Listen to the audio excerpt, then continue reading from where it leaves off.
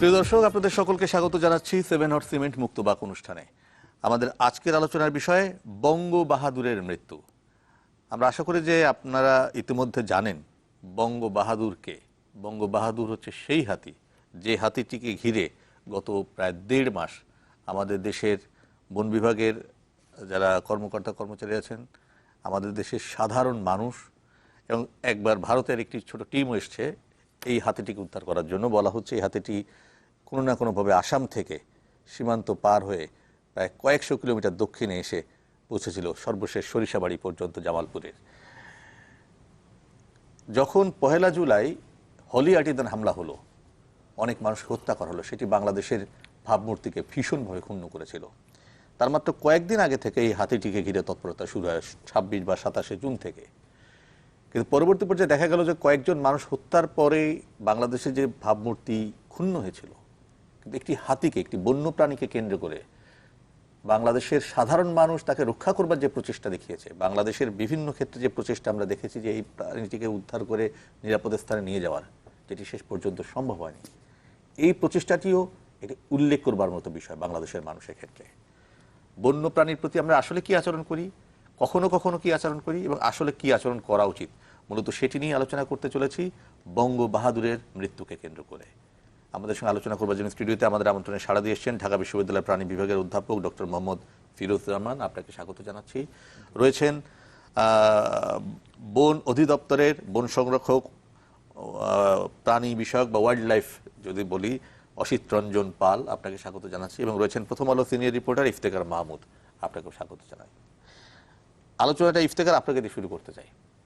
এই বঙ্গ বাহাদুরের, আপনি, আমি যতদূর জানি যে আপনি এগুলো ফলো করেছেন, রিপোর্ট করেছেন এবং এটার সঙ্গে সারাক্ষণ থাকার চেষ্টা করেছেন প্রত্যক্ষ বা পরোক্ষভাবে, এবং পত্রিকায় ছিলেন শুরু থেকে এই পর্যন্ত। যে ঘটনা ঘটলো, যে আজ সকালে যখন মারা গেল হাতিটি, এই পর্যন্ত আপনার কাছে কি মনে হয়েছে? আপনি রিপোর্টার হিসেবে ঘটনার শেষে আপনার ফিলিংটা কি, আমি এটা বুঝতে চাই। ঘটনার শেষে যে ফিলিংসটা সবার, বাংলাদেশ ইন জেনারেল সবার মধ্যেই যে একটা অনুভূতি তৈরি হয়েছে, আমাকেও এটা মানে স্পর্শ করে গেছে। এটা নিয়ে অনেকেই বলে থাকেন যে আসলে একটা হাতি নিয়ে বাংলাদেশের মানুষ এবং গণমাধ্যম যে প্রতিক্রিয়াটা দেখিয়েছে, এটা অনেকে এটা বাড়াবাড়িও বলছেন যে একটা হাতি নিয়ে তো বাড়াবাড়ি কি আছে।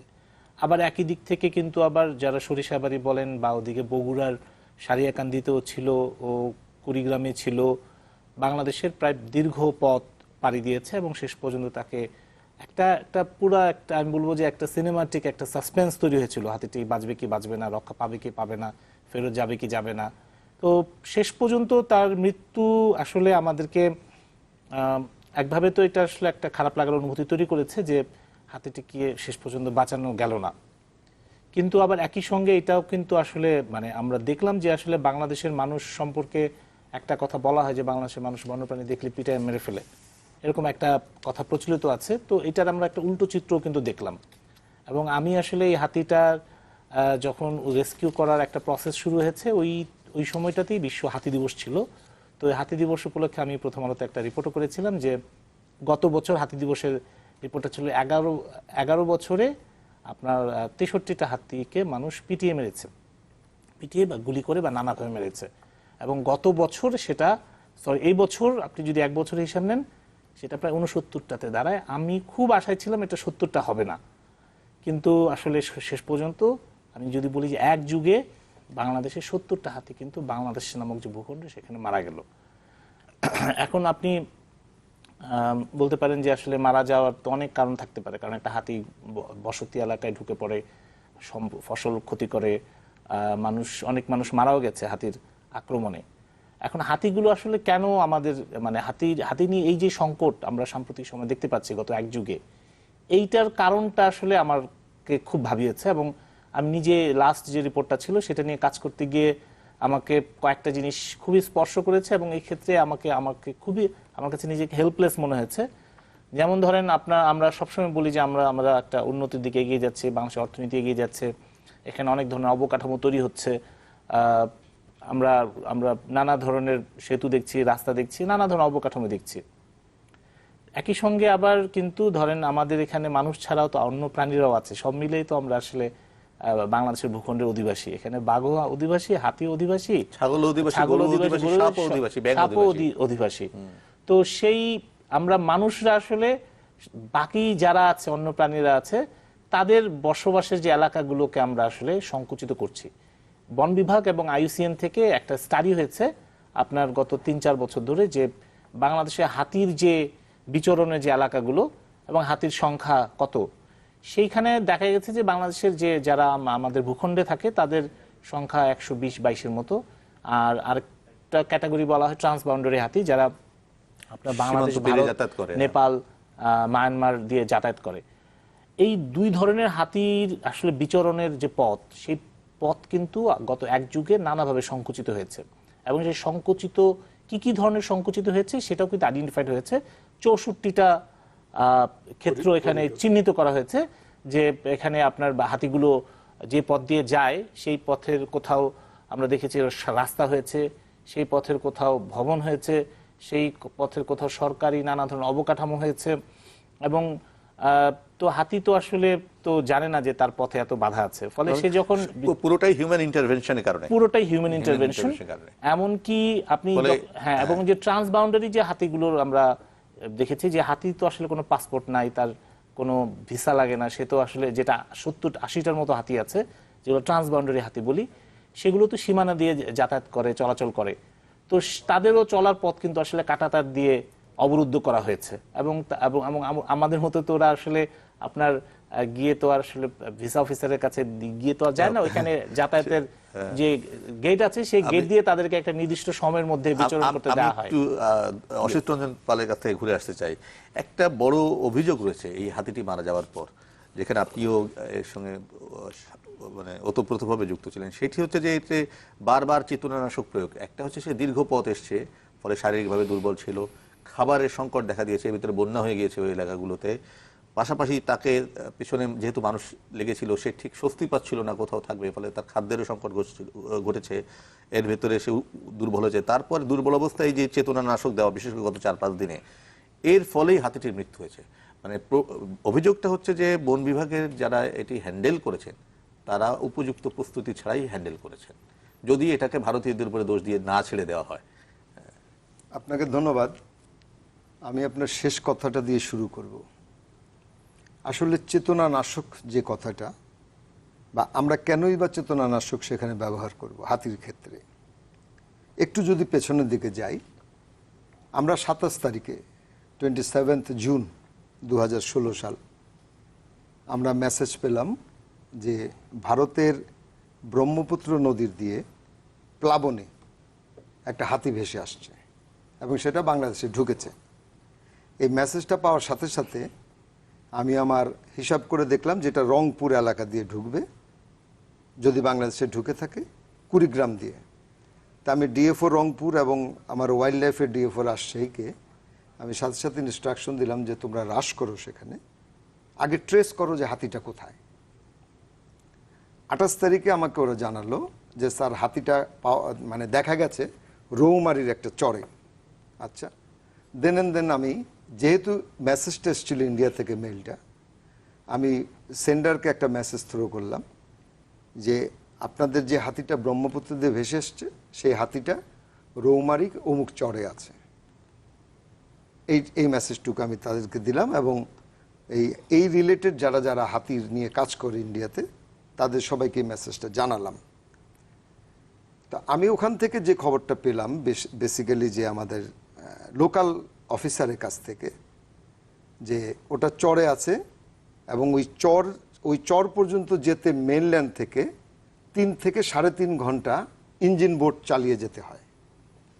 তাই আমি বললাম যে তুমি সাথে সাথে একটা টিম গঠন করো, আমি ঢাকা থেকে ট্রাঙ্কুলাইজার গান সহ আমি একজন ভেটেরিনারি সার্জন পাঠাচ্ছি, তোমার ওখানে লোক আছে, একটা টিম গঠন করে ফেলো, তারা সার্বক্ষণিক অবজারভেশনে থাকবে।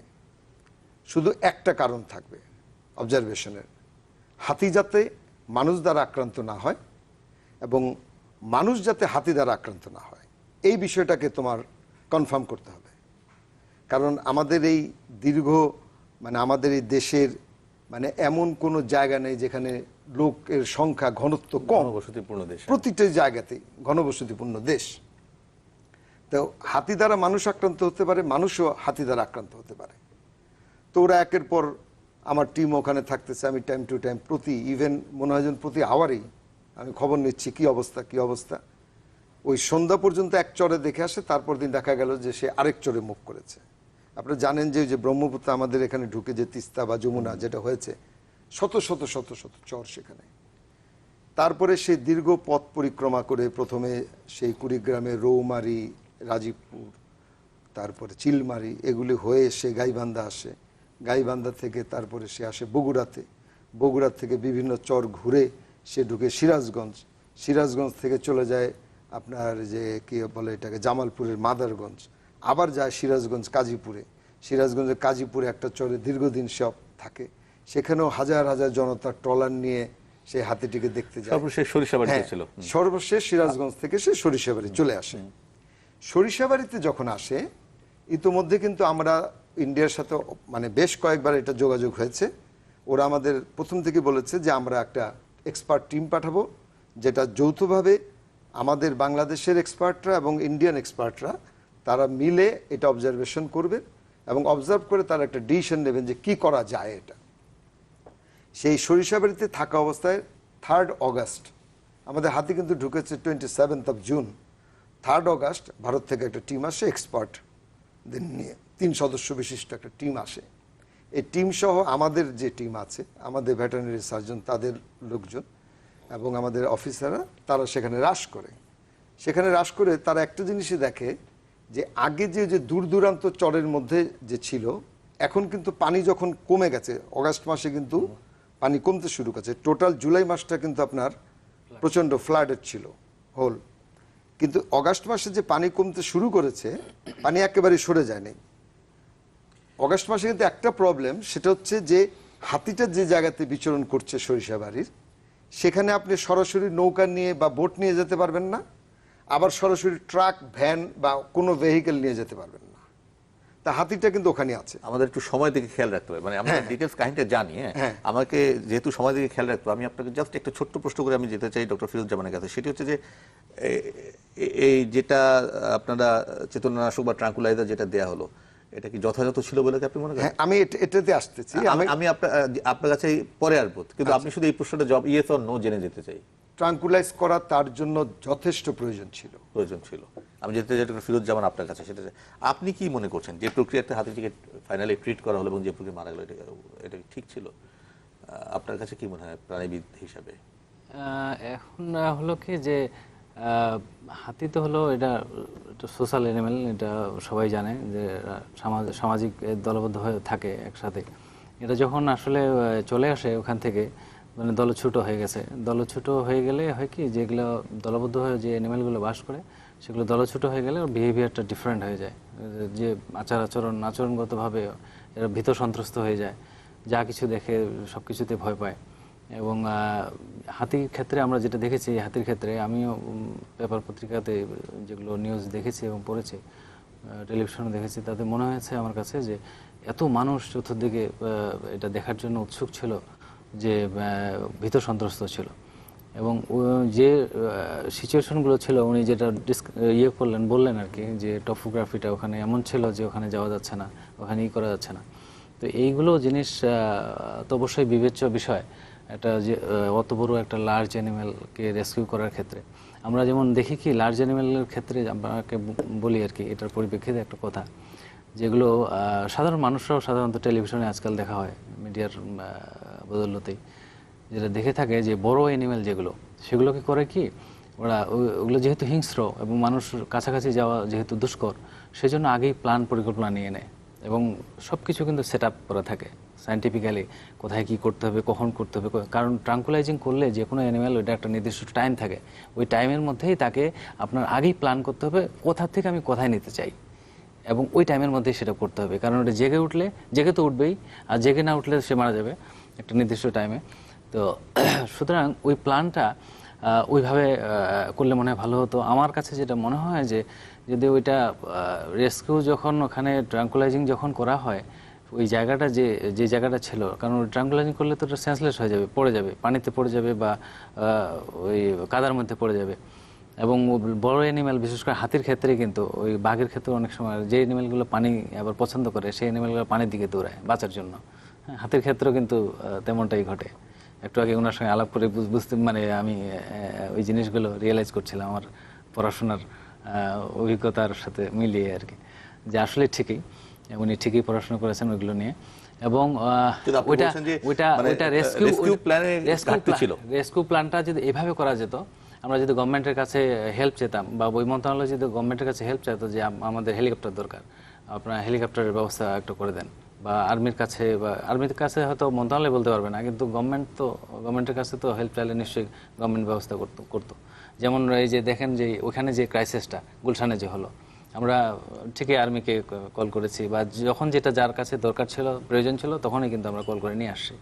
তো এখানে যদি এই ধরনের একটা হেলিকপ্টার দিয়ে একটা ব্যবস্থা করা যেত, যে ওইটাকে আমরা ওখানে ট্রাঙ্কুলাইজিং করলে পড়ে গেলে কাদার মধ্যে, পানির মধ্যে, তৎক্ষণাৎ যেন আমরা ওইটাকে দিয়ে অ্যাঙ্কর করে যেন এটা আমরা ডাঙ্গার মধ্যে শুকনো জায়গায় নিয়ে আসতে পারি। কারণ শুকনো জায়গায় নিয়ে আসতে পারলেই তখন আপনি অন্য চিন্তা করবেন, আপনি ভেসেলের মধ্যে রাখবেন নাকি কোথাও একটা ওই ধরনের একটা বড় যদি আমরা করতে পারতাম, যেটা হয়তো ওকে সেন্সলেস অবস্থায় ওখানে ভিতরে ঢুকানো যেত, ঢুকিয়ে তারপর সে লাইভ হয়ে গেলে তারপর আর কোনো সমস্যা ছিল না, ওখান থেকে তখন আমরা পরবর্তীতে আমরা অন্য জায়গায় ট্রান্সফার করতে পারতাম।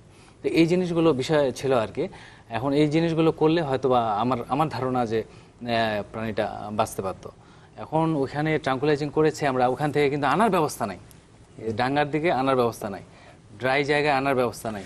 এখন এই ব্যবস্থাগুলো ছাড়াই আমরা কি করে চিন্তা করছি যে ট্রাঙ্কুলাইজিং এটা একটা বিষয় আর কি, যেগুলো বড় বড় সাফারি পার্কগুলোতে সাধারণত করে থাকে বিদেশে, আমরা দেখি। আমি এই ব্যবস্থা ছাড়া কেন গেল না? আমি ফিরোজ ভাইয়ের কথাটার উত্তর দিচ্ছি। সেটা হচ্ছে আমাদের 11 তারিখে যে ট্রাঙ্কুলাইজটা করা হয়েছিল, আমাদের মেইন টার্গেটটা ছিল তাকে আমরা ওখান থেকে রিলোকেট করব, আমরা ওখান থেকে তাকে সরিয়ে আনবো। আমরা 11 তারিখে যখন প্রথম ট্রাঙ্কুলাইজটা করা হলো, আমাদের টার্গেটটা ছিল আমাদের কিন্তু একটা হাতি ওখানে গিয়েছিল একবার, ঠিক আছে? আমরা সাফারি পার্কে 3টা হাতি রেখেছিলাম রেডি উইথ ট্রাক, যে আমাদের টার্গেটটা ছিল যে আমরা যখন ট্রাঙ্কুলাইজ করব, ট্রাঙ্কুলাইজ করা কিন্তু আমাদের ওকে নিয়ে আসার জন্য না, ট্রাঙ্কুলাইজটা আমরা করব যে ওর পেছনের দুটো পাকে আমরা বেঁধে ফেলার জন্য শিকল দিয়ে বেঁধে ফেলবো। পেছনের পা দুটো যদি বেঁধে ফেলতে পারি, সামনের পা দুটো যদি বেঁধে ফেলতে পারি, সে মুভ করতে পারবে কিন্তু দৌড়াতে পারবে না। এই যে জামালপুর সরিষাবাড়িতে যে এলাকাটা ছিল, সেই এলাকাতে প্রচুর ঘরবাড়ি, আপনার ডোবার পাশে। আমি মেজারটা আমি বলি যে ওকে যদি পায়ের মধ্যে ডান্ডা বেরি যেটা বলে, যে যদি শিকল পরানো যায়, এরপরে ওর সেন্স আসুক, নো প্রবলেম। আমরা কিন্তু ট্রাঙ্কুলাইজ করি না এই কারণে, মানে ট্রাঙ্কুলাইজেশন করার টার্গেট কিন্তু আমাদের ভিন্ন। আমাদের টার্গেট ছিল যে তাকে ট্রাঙ্কুলাইজ করে তাকে বেরি পরানো হবে, বেরি পরানোর পরে আমরা হাতি দিয়ে তাকে ড্র্যাগ করে নিয়ে আসবো মেন রোডে। এবং আমরা যমুনা সার কারখানাতে ক্রেনের অ্যারেঞ্জমেন্ট করেছি, বড় ট্রাকের ব্যবস্থা করেছি, হাতির ব্যবস্থা করেছি, যে তাকে ওই মেইন রোড পর্যন্ত যদি আমরা ড্র্যাগ করে নিয়ে আসতে পারি। এগুলো তো রেসপন্ড করেনি না? না, আমি বলছি একটুখানি, আমার বিরতিতে যেতে হবে। আচ্ছা দাদা, আমি একটুখানি শেষ করছি, মানে আমি আধা মিনিটের মধ্যেই। সেটা হচ্ছে যে আমি যদি ওকে ট্রাঙ্কুলাইজ করে ড্র্যাগ করে বেরি দিয়ে ওকে হাঁটিয়ে হাঁটিয়ে যদি আমি মেইন রোড পর্যন্ত আনতে পারি, তারপরে ওকে ক্রেন দিয়ে আমি যদি ট্রাকে উঠাতে পারি, তারপর আমি বঙ্গবন্ধু সাফারি পার্কে নিয়ে আসলে আমার আর কোনো চিন্তা নাই। সে একটা মোটামুটি একটা জায়গাতে চলে আসবে, একটা সিকিউর প্লেসে চলে আসবে। আমরা কিন্তু ট্রাঙ্কুলাইজ করে ওকে, কারণ আমাদের বাংলাদেশে কিন্তু সেই হেলিকপ্টার নেই। বিরতি পর ফিরে এসে বাকি আলোচনা করব। প্রিয় দর্শক, থাকুন আমাদের সঙ্গে, ফিরছি একটু পর। দর্শক, আবারও স্বাগত জানাচ্ছি 7 আওয়ার সিমেন্ট মুক্তবাক অনুষ্ঠানে। বঙ্গ বাহাদুরের মৃত্যু নিয়ে আলোচনা করছিলাম। আমি যেতে চাই অসিত রঞ্জন পাল, আপনাকে থামিয়ে দিয়ে গিয়েছিলাম। আপনি বলতে চাইছিলেন যে ট্রাঙ্কুলাইজিং এর ফলে মৃত্যু হয়েছে কিনা, আপনি বলছেন যে হয়নি, মানে সেটা যে খুব ছোট্ট করে একটু। হ্যাঁ, আমি ছোট্ট করে বলছি যে আমাদের 14 তারিখে বেলা 11টার দিকে ট্রাঙ্কুলাইজ করা হয়েছিল। ওই ফিরোজ ভাই যেটা বলেছিলেন যে প্ল্যানিং, আমি এটা অলরেডি বলেছি যে আমরা ড্র্যাগ করে নিয়ে যাব মেইন রোড পর্যন্ত। আমাদের হাতি রেডি ছিল, ট্রাক রেডি ছিল, ক্রেন রেডি ছিল, এভরিথিং আমাদের রেডি ছিল, এবং উই আর প্রিপেয়ার্ড, 100% প্রিপেয়ার্ড। 11টা বাজে, 11টা থেকে 11:15টার মধ্যে ট্রাঙ্কুলাইজ করার পরে তাকে বেরিয়ে পড়ানো হলো। 2:30 3টার পরই সে খাওয়া দাওয়া শুরু করলো। সে মানে মোটামুটি ফিট, মানে তার 14 তারিখে 14 তারিখে তে সে 3টা 3:30 থেকে খাচ্ছে দাচ্ছে ঘুরছে, ওটা পরে পরে সে ঘুরছে, এবং দেখা গেল যে রাত 10:30 পর্যন্ত সে 14 তারিখ হোল নাইট 10:30 পর্যন্ত খেয়ে সে মোটামুটি ভাবে নিশ্চুপ অবস্থায় আছে। 15 তারিখে সকালবেলা তখনও সে সুস্থ আছে। 15 তারিখে আমি তো টাইম টু টাইম ওদের কাছে খবর নেই, ওখান থেকে জানলো যে স্যার আজকে প্রচণ্ড রোদ। 15 তারিখে ওই জায়গাতে খুব প্রচণ্ড রোদ ছিল। তা আমি বললাম যে প্রচণ্ড রোদ যেহেতু, তোমরা একটা কাজ করো, ও যাতে শেডে থাকতে পারে এর ব্যবস্থা করো। চারদিকে 4টা খুঁটি দিয়ে, তো সেখানকার মেম্বার চেয়ারম্যান ওনারা হেল্প করেছে, স্থানীয় জনগণ প্রচণ্ডভাবে হেল্প করছে, তারা একটা শেড দিয়ে দিয়েছে। এবং আমি বললাম যে তাদের একটা পাম্প ব্যবস্থা করে তাকে পানি স্প্রে করা হলো ওই হাতিটাকে। 11:30 দুপুরের দিকে ওই হাতিটা বসে পড়ে এবং ওই জায়গাটাতে আপনার কাদা ছিল। তারপরে এরা খুব চিন্তা করতেছে, ওখানে কিন্তু 2জন ডাক্তার ছিল এবং তারা ইন্ডিয়ান ডক্টরদের সাথে কন্টিনিউয়াস তাদের যোগাযোগ ছিল, এবং আমাদের যে রেস্কিউ টিমের আমাদের যে তপনদা ছিলেন, আরও ওখানকার ডিএফও ছিলেন, সবাই রেস্কিউ টিমের মধ্যে ছিলেন। ওরা যোগাযোগ করতেছে, ওরা বলল যে এটা মেবি হতে পারে ও বসে পড়তে পারে ডিউ টু ডিহাইড্রেশন, এবং তাকে 12,000 ml মানে 12 ব্যাগ স্যালাইন পুশ করা হয়েছে টাইম টু টাইম রাত পর্যন্ত, যেটা সে যাতে আবার স্ট্রেংথ ফিরে পায়। কারণ আমাদের 16 তারিখে ভোরবেলা অপারেশন, কাপ্তাই থেকে বড় 2টা হাতি আসতেছে আর ট্রাক ফ্রাক এভরিথিং রেডি। সকালবেলা মানে 16 তারিখ রাতে, আমি বলছি যে কেন ট্রাঙ্কুলাইজেশনের জন্য কিছু হয় নাই। 14 তারিখে 11টা বাজে ট্রাঙ্কুলাইজ করা হলো, 2:30 থেকে 3টার মধ্যে তার জ্ঞান চলে আসলো, সে সম্পূর্ণ সুস্থ। হোল 14 তারিখ গেল, 15 তারিখ সারাদিন। আপনি সর্বশেষ অংশটুকু বলুন যে এটা। এবং 16 তারিখে সকাল 7:10 কি 15 আগে দেখা গেছে যে সে মারা গেছে, এবং যথারীতি মানে আজকে মারা গেছে সকালে।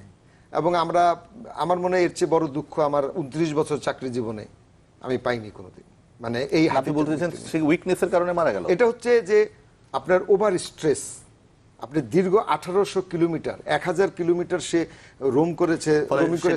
আমি তো যেতে চাই ইফতেখার মাহমুদ আপনার কাছে, সেটি হচ্ছে যে বঙ্গবাহাদুর ফেরত আসবে না, আমরা যত অ্যানালিসিস করি না কেন, দোষারোপ করি না কেন, যেটা সবচেয়ে আমি ইতিবাচক জায়গাটাতে থাকতে চাই যে আমরা ট্রাই করেছি বাংলাদেশ, এবং আমরা শুধুমাত্র কয়েকজন ভারতীয় বিশেষজ্ঞ এসে এটা উদ্ধার করবেন এবং এক পর্যায়ে তারা ছেড়ে দিয়ে চলে যাবেন, এবং এটা শেষ পর্যন্ত কিন্তু বাংলাদেশের বন বিভাগের উপরে দায়িত্বটা বর্তালো শুরু থেকে। সেক্ষেত্রে যা হবার একটা হয়েছে, এটা অত্যন্ত দুঃখজনক, কারণ বাংলাদেশের মানুষ যেন ভালোবাসতে শুরু করেছিল এই হাতিটাকে এক ধরনের আমাদের পশুপ্রেমের অংশ হিসাবে, সেটাই একটা ভালো ছিল। কিন্তু এই যে ট্রান্সবাউন্ডারি হাতির কথা বলছেন, ট্রান্সবাউন্ডারি আরো অনেক আছে, বাঘও ট্রান্সবাউন্ডারি আমাদের সেক্ষেত্রে মাঝে মধ্যে দেখতে পাই। সেই জায়গায় কি আপনি মনে করেন বাংলাদেশ ভারতের ভিতরে যেটা শুনতে পাচ্ছি প্রোটোকল হওয়ার কথা, আপনি কি এরকম কিছু হওয়া উচিত কিনা, এবং সেক্ষেত্রে প্রতিবন্ধ কোন কোন আসপেক্ট থেকে এটা হওয়া উচিত বলে আপনি মনে করেন? প্রথম কথা হচ্ছে যে আসলে হাতির বিষয়টা এখানে একটা, আমি বলবো যে এটা একটা প্রতীকী বিষয়, যে বাংলাদেশের টোটাল ওয়াইল্ড লাইফ আমরা রাখবো কিনা, ওয়াইল্ড লাইফের জন্য আমাদের বাংলাদেশের রাষ্ট্র কিছু করবে কিনা, এবং এটা আঞ্চলিক সহযোগিতা হবে কিনা, এইটা কিন্তু আমাদেরকে এই ঘটনাটা কিন্তু চোখে আঙুল দিয়ে দেখিয়ে দিয়েছে, একটা পয়েন্ট। আরেকটা পয়েন্ট হচ্ছে যে আসলে আমাদের এই অঞ্চলের বন বিভাগের যারা আছেন, যারা দায়িত্বপ্রাপ্তরা আছেন, তাদের আসলে প্রযুক্তি এবং লোকবল এবং দক্ষতার যে বিষয়টা আছে, তাদের সক্ষমতার যে বিষয়টা আছে, সেটাও কিন্তু এই ঘটনার মধ্যে দিয়ে কিন্তু আমরা কিন্তু দেখতে পেলাম যে আসলে হাতি কাদায় পড়লে রক্ষা করার উপায় নেই, হাতি ফান্দে পড়লে হাতি চামচে কামড়ে লাথি, আমরা যে মানে ছোটবেলায় শুনেছি, এটা তো অনেকটা এরকমই একটা হইলো যে একটা হাতি আসলে পড়লো, কাদায় পড়লো, তারপর তাকে কিন্তু মানুষ কিন্তু তুলে নিল, কিন্তু সে বাঁচতে পারলো না। কিন্তু আমাদের এখানে ধরেন এই যে যেটা ট্রান্সবাউন্ডারি হাতির যে কথাটা আসছে, যে আমাদের এখানকার প্রায় 80টার মতো হাতি আছে যেগুলো আপনার কয়েকটা দেশে ঘুরে। এখন এগুলো আসে আসলে দিনের বেলা এসে এখানে ধরেন আমাদের এখানে ভারতীয় অংশ থেকে আসে, শেরপুরের থেকে প্রায় 100টার মতো হাতি সবসময় রেগুলার এখানে আসে। আসার একটা বড় কারণ হচ্ছে ওই পাশে হচ্ছে আপনার মনোকালচার হচ্ছে, এটা ওইখানকার যারা গবেষণা প্রতিষ্ঠানগুলো আছে তারাও বলেছে যে মনোকালচারের কারণে ওইখানকার হ্যাবিটেট নষ্ট হয়ে যাচ্ছে, ফলে ওরা আসলে আমাদের এখানে ধান হয়, কলা গাছ হয়, ওগুলো খেতে তারা আসে, এবং আসার পরে তো রাতের বেলা তো আপনার সন্ধ্যার পরে তো আপনার কাঁটাতারের গেট যেটা, সেটা বন্ধ করে দেয়, ফলে হাতিগুলো ফিরতে পারে না। ফিরতে না পারার কারণে এখানে কিন্তু আপনার বসতি এলাকায় তারা ঘোরাফেরা করে, এবং অনেক ক্ষেত্রে আক্রমণের শিকার হয় মানুষ, ভীত সন্ত্রস্ত, এরকম করে হাতি মারা যায়। এই বছর প্রায় 7-8টা হাতি তো নানাভাবে মারা গেল। তো এই সমস্যাটা সমাধানের জন্য কিন্তু এই যখন হাতিটা যখন আমাদের এখানে ঘুরছে ওই সময় কিন্তু দিল্লিতে একটা আপনার এই যে বাংলাদেশ ভারত কিভাবে হাতি রক্ষায় কাজ করতে পারে এটার উপর একটা ডায়ালগ হয়ে গেছে এবং একটা প্রোটোকলের কিন্তু একটা খসড়াও হয়েছে। কিন্তু বলা হচ্ছে যে হাতির জন্য আলাদা করিডোর রাখা হবে, হাতির যে মুভমেন্টের যে জায়গাগুলো 12টা স্পট যেটা চিহ্নিত হয়েছে সেগুলো দিয়ে যাতে হাতি ইচ্ছামতো আসতে পারে যেতে পারে সেই ব্যবস্থাটা রাখতে হবে। একই সঙ্গে আমি এটাও বলবো যে ওই প্রোটোকলটা যেরকম একটা জরুরি জিনিস এটা হওয়া উচিত। একই সঙ্গে দেখেন আমরা কিন্তু একটা জিনিস এটার মধ্য দিয়ে আমরা দেখলাম যে আসলে আমরা যে এত মানে যদিও আসলে ধান বানতে গিয়ে শিবের গীত গাওয়ার মতো বিষয় হবে, ধরেন আমরা এত বড় একটা দৃশ্যমান এত বৃহৎ আকারের প্রাণীকে আমরা সামলাতে পারলাম না, দুই দেশের বন বিভাগ মিলে বাঁচাতে পারলাম না, কিন্তু আমরা মনে করি যে আসলে সুন্দরবনের পাশে যদি আমরা রামপাল বিদ্যুৎ কেন্দ্র করি তাহলে আমরা এখানকার সুন্দরবন রক্ষা করতে পারবো, এখানে 100টার মতো বাঘ আছে সেটাকে রক্ষা করতে পারবো এবং আমরা নানা ধরনের প্রযুক্তি দিয়ে এটা সমাধান করতে পারবো। এটাও কিন্তু আমি বলি যে এটা যদি একটু অপ্রাসঙ্গিক মনে হতে পারে কিন্তু এটা কিন্তু একটা খুবই আমি বলবো যে এটা একটা প্রতীকী বিষয় যে আসলে আমাদের কিন্তু আসলে নতুন করে ভাবার বিষয় আছে। আমরা যদি মনে করি যে হ্যাঁ আমরা সুন্দরবন রক্ষা করব, আমরা হাতি রক্ষা করব, আমরা বাঘ রক্ষা করব, সাপ রক্ষা করব, এইটা যদি রক্ষা করতে চাই তাহলে আসলে এই বিষয়টাকে খুবই সিরিয়াসলি দেখার বিষয় আছে এবং আমি বলবো যে এই সব আঞ্চলিক সহযোগিতা যেমন দরকার বন বিভাগেরও সক্ষমতা বাড়ানোর বিষয় আছে। আঞ্চলিক সহযোগিতা দরকার, উন্নয়ন দরকার, কিন্তু পরিবেশ রক্ষা করা দরকার। আরেকটা পয়েন্ট একটু আমি জাস্ট বলতে চাই সেটা হচ্ছে ধরেন আমাদের বন বিভাগ তাদের সর্বাত্মক চেষ্টা করেছেন, এখন আমি এই চেষ্টাকে অবশ্যই সেলুট জানাই, কিন্তু একই সঙ্গে এটাও কিন্তু আমরা বুঝলাম যে আসলে একটা হাতির শরীরে কতটুকু এই যে আমি নিউজ এখানে আসার আগে আমি অনেকগুলো ওয়াইল্ড লাইফ এক্সপার্টের সাথে কথা বললাম, সবাই কিন্তু এই কথাটাই বলছেন যে ডোজটা কি একটা প্রবলেম কিনা। হ্যাঁ দাদা বললেন যে ডোজটা ওনারা বলছেন যে প্রবলেম না, কিন্তু আবার অনেকে বলছেন প্রবলেম। ফলে এইখান ধরেন একটা হাতির শরীরে কতটুকু আপনি ট্রাঙ্কুলাইজ করবেন, অ্যানেস্থেসিয়া কতটুকু দিবেন সেটা পরিমাপ করার মতো আমাদের এখানে বন বিভাগের লোকরা বাদেও আমাদের তো আসলে বিশ্ববিদ্যালয়ের শিক্ষকরাও আছেন, স্যার আছেন, আমাদের জাহাঙ্গীরনগর বিশ্ববিদ্যালয় আছে, ঢাকা বিশ্ববিদ্যালয় আছে, চট্টগ্রাম বিশ্ববিদ্যালয়ে যারা ওয়াইল্ড লাইফ নিয়ে কাজ করেন, গভর্নমেন্টের কিন্তু ওয়াইল্ড লাইফ অ্যাডভাইজারি একটা বোর্ড আছে, ওয়াইল্ড লাইফ এক্সপার্ট একটা প্যানেল আছে, তো তাদের সাথে কি আসলে বসা হয়েছে, তাদেরকে পরামর্শ নেওয়া হয়েছে, তারা এই বিষয়ে কি বলেন, তাদের কি সঙ্গে নিয়ে যাওয়া হয়েছে? শুধু এককভাবে বন বিভাগ এই জায়গায় বসে আমি বলতে ইমার্জেন্সি রেস্কিউর ক্ষেত্রে অনেক সময় এগুলো এত কোঅর্ডিনেশন অনেক সময় সম্ভব না হতে পারে, জিনিসটা আবার এটা যখন ভারতীয় হাতি হয় তখন সেটার ব্যাপারেও কিন্তু অনেক ধরনের রেস্ট্রিকশন থাকে। জিনিসটা তো 45 দিন ধরে হচ্ছে, এটা তো ইমার্জেন্সি না, আপনি তো অনেক সময় পেলেন, এই সময়ের মধ্যে কি আমি এই জায়গায় ফিরোজ জামানের কাছে যেতে চাই, এই যে আমরা কি বেশি দেরি করে ফেলেছি ওই যে একটা রেস্কিউর ক্ষেত্রে যে ভারতীয় টিম আসবে চলে গেল, তারপরে এসে বন বিভাগ আবার উদ্ধার তৎপরতা শুরু করলো, এটা কি আপনার কাছে মনে হচ্ছে যে এই ব্যাপারে উদ্ধার তৎপরতা বাংলাদেশ বন বিভাগ আগেই শুরু করতে পারতো? না, এখন কথা হচ্ছে যে ওই হাতিটা যে প্রথমের দিকে যে জায়গাগুলোতে ছিল আর কি, হ্যাঁ সেই জায়গাগুলোতে তো সেভাবে আসলে হুমকি ছিল না আর কি, যেহেতু চর এলাকায় ছিল ছিল ওখানে তাড়াহুড়োর কোনো বিষয় ছিল না। তো যখন হাতি পানি কমে গেছে, হাতির মানুষের কাছাকাছি আসতে শুরু করেছে বা জনবহুল এলাকায় জনবসতি এলাকায় আসতে শুরু করেছে তখন তো যে ব্যবস্থাগুলো নেওয়া হয়েছে ব্যবস্থাগুলো আসলে ঠিকই আছে, ব্যবস্থাগুলো মোটামুটি ঠিকই আছে, কিন্তু মানুষের যে হাতিটাকে লক্ষ্য করে মানুষের যে উৎসুক জনতার যেভাবে তাকে, আমার কাছে মনে হচ্ছে যে হাতিটা খুব ইরিটেট ফিল করেছে এগুলোতে, কারণ বন্যপ্রাণী এখানে যখন আপনি অনেক মানুষ আসবে, অন্য জিনিস আসবে, আনওয়ান্টেড জিনিস আসবে, ওরা এমনি ভীত তো হয়, ফিউরিয়াসও হয়। এবং বিভিন্ন জায়গায় যে বলেছে যে মানুষজন যে বাড়িঘর নষ্ট করেছে, বাড়িঘর কিন্তু নষ্ট করার কথা না, ওইভাবে কিন্তু করার কথা না, কারণ তার বাড়িঘর কখন নষ্ট করে, যখন খাদ্য খোঁজার জন্য যায়, ওরা ধান খায়, কিন্তু ধান পছন্দ করে, ধান খুঁজতে গেলে খাদ্য ওই ধরনের গেলে তখন বাড়ি ঘরে যায়। কিন্তু পর্যাপ্ত খাবার ছিল ওইসব এলাকায়, পর্যাপ্ত খাবার ছিল, খেয়ে বেড়াচ্ছিল, এবং আমারও মনে হচ্ছিল মাঝে মাঝে টেলিভিশনে দেখে যে হাতিটা যদি এইভাবে থাকে কিছুদিন তাহলে হয়তো নিশ্চয়ই হ্যাবিচুয়েটেড হয়ে যাবে এবং সে নিজেই পথ খুঁজে নেবে, ইন্ডিয়া চলে যাওয়া হোক বা বাংলাদেশের কোনো বন্য এলাকায় চলে যাওয়া হোক। ও যেহেতু ওই জায়গায় এসেছে নিশ্চয়ই ওরও কোনো হয়তো এক্সপিরিয়েন্স আছে বাংলাদেশের সীমান্তে আসার অথবা চলে যাওয়ার। তো ওই জিনিসগুলো যদি আমরা ওই সুযোগগুলো যদি তৈরি করতে পারতাম তাহলে হয়তো কুড়িগ্রাম থেকে যেমন এখানে এসে বিরাট পথ কিন্তু একটা পাড়ি দিয়েছে, সে কিন্তু এই জায়গায় আপনাকে একটা প্রশ্ন করতে এই জায়গাগুলো আর কি মনে বিষয় হয় ছিল। যে সেটা একটা যে বাংলাদেশের মানুষ যখন ভালোবাসা থাকে এত বেশি পরিমাণ ভালোবাসা দেখেছে যেটা তার জন্য ইরিটেটিং মনে হতে পারে, আবার অনেক সময় আমরা মানে সেন্স অফ লিমিট আমাদের অনেক সময় কম থাকে যেহেতু আমাদের এগুলো অভিজ্ঞতা নেই, সেটা একটা বড় কারণ। কিন্তু ওভারঅল যেটা বলছিল Iftekhar Mahmud, overall responsibility towards the wild life, সেটা কি আমাদের রাষ্ট্রের তরফ থেকে যথেষ্ট বলে মনে হয়? আসলে বাঘের কথা চিন্তা করি, বানরের কথা চিন্তা করি, হরিণের কথা চিন্তা করি, কুমিরের কথা চিন্তা এটাতে করি, আরো সাপের কথা চিন্তা করি, আরো ব্যাঙের কথা চিন্তা করি। মনোযোগী হওয়া উচিত আমাদের গভর্নমেন্টকে, সরকারকে এবং রেসপেক্টিভ বিভাগ যে আছেন ওনারা আরো মনোযোগ হওয়া উচিত। এই জন্যই যে বন্যপ্রাণী কিন্তু একটা বিরাট সম্পদ কিন্তু একটা দেশের, শুধু হাতি এবং বাঘ যে তা না, অনেক আরো অন্যান্য যে বন্যপ্রাণী কিন্তু আমরা এস্থেটিক ভ্যালু বা এটার চামড়া আছে, এটার ভ্যালু আছে সেই জন্য কিন্তু চিন্তা করি না। আমাদের এনভায়রনমেন্টাল ভ্যালু আছে, ইকোলজিক্যাল ভ্যালু আছে। আমরা গবেষণা করে যে জিনিসগুলো পাই, যেমন একটা আমি ফিঙ্গো পাখির উপর গবেষণা করেছিলাম, প্রচুর পরিমাণে মশা খায়, এবং আমি এখন ওই যে ব্যাঙ নিয়ে গবেষণা করছি, প্রচুর পরিমাণে মসকিটোর লার্ভা এরা নষ্ট করে, এবং হিউজ পরিমাণে আমরা মেডিসিন দিই এবং কোটি কোটি টাকা নষ্ট করে ফেলি। আমরা নষ্টই বলবো, কারণ হলো কি যে এত যে মশার ঔষধ দিই, মশা কিন্তু কমপ্লিটলি কিন্তু ইরাডিকেট করতে পারি না আমরা, কিন্তু দেখেন ন্যাচারালি কিন্তু কন্ট্রোল হয়, যেটা হয়তো আমরা চোখে পড়ে না, দেখি না সাধারণ মানুষ। যখন গবেষণা করা যায় তখন দেখা যায়। এবং এই জলাশয়গুলোতে যে ব্যাঙগুলো আছে এই ঢাকা শহরে, আমি দেখি কি প্রচুর পরিমাণে এগুলোতে মশার লার্ভা আছে এবং ব্যাপক খায়। আমাদের কাছে ভিডিও আছে, হ্যাঁ, ছবি তো এমনি নর্মাল ছবি তো আছেই, ভিডিও আছে, এবং ব্যাপকভাবে এদের গুরুত্ব আছে, পরিবেশগত গুরুত্ব আছে, পরিবেশের ভারসাম্য রক্ষার জন্য গুরুত্ব আছে।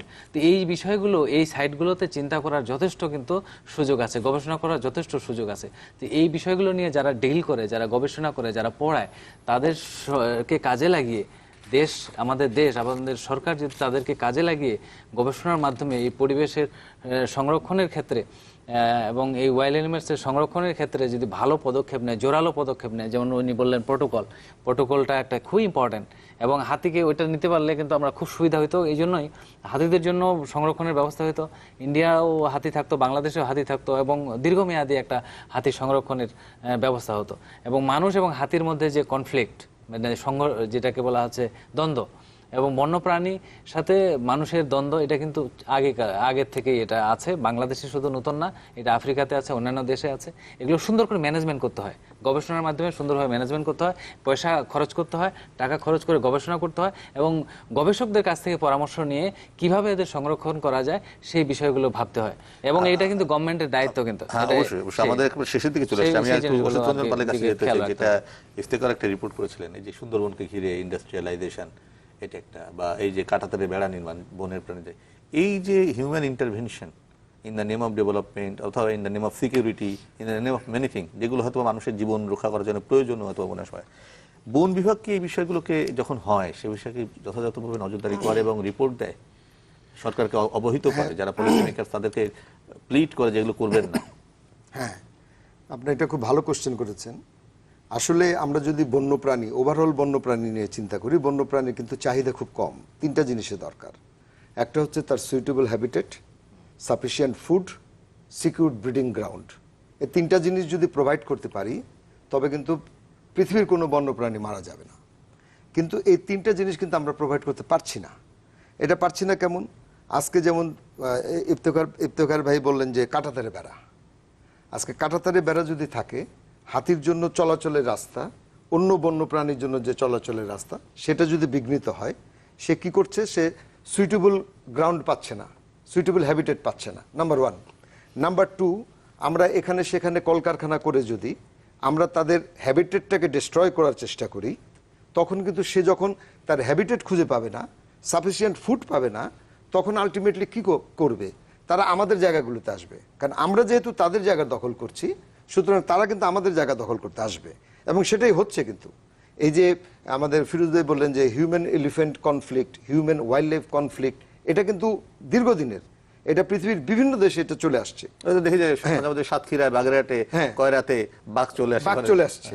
আপনার যদি এই যে ঝিনাইগাতি, রাংটিয়া, এই সমস্ত জায়গায় যান, হাতি চলে আসতেছে।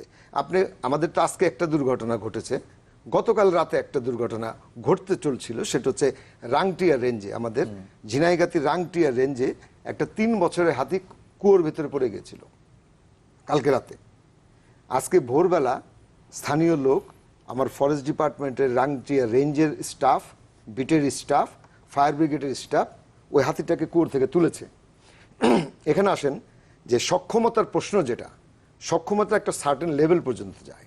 আমাদের দেশে সকল সরকারি যে সকল সংস্থা আছে, অর্গানাইজেশনগুলো আছে, সবার কিন্তু একটা সীমিত একটা সীমাবদ্ধতা আছে, যে আমাদের সাফিসিয়েন্ট ফান্ড নেই, লজিস্টিক সাপোর্ট নেই। আজকে ওই ছোট বাচ্চা হাতিটাকে কিন্তু আমরা তুলতে পেরেছি, আমরা কারো কাছে কিন্তু সাপোর্ট চাইনি। না, সেটাই আমি প্রশ্ন চাই, হ্যাঁ। আপনারা কি সরকারের কাছে মাঝে মধ্যে জানান যে এই ডেভেলপমেন্ট করছেন, এটা আসলে এই ক্ষতিটা হবে, হ্যাঁ। এই যে আমরা কাজটা কিন্তু- আমাদের এই জিনিস দরকার? আমরা কিন্তু যে জায়গায় যেটা প্রয়োজন আমরা জানাচ্ছি।